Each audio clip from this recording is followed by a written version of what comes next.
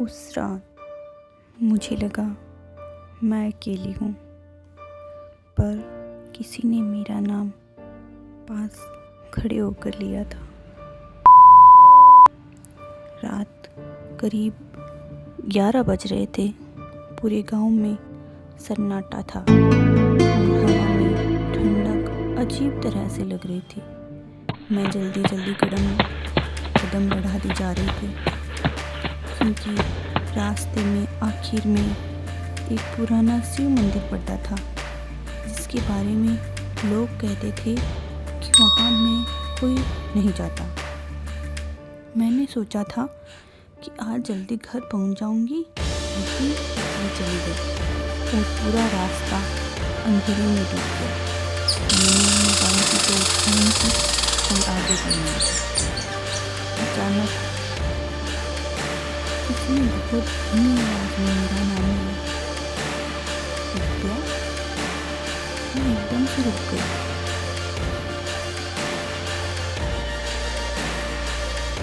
कौन?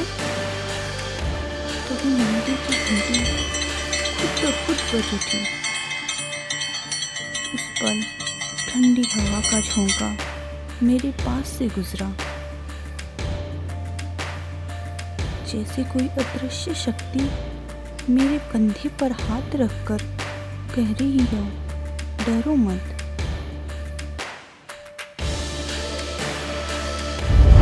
मेरे पैरों में जैसे खुद जान आ गई।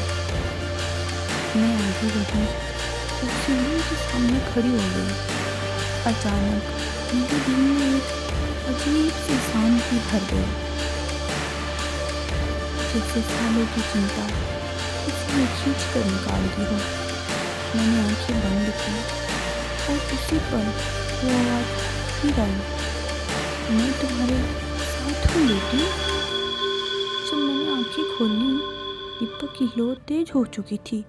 चारों तरफ वही शांति ही, वही भक्ति का एहसास। उस रात मुझे समझ आया, आवाज़ किसी इंसान की नहीं थी, वो भोलेनाथ की कृपा थी, जो मुझे अंधेरे में भी रास्ता दिखा रही थी।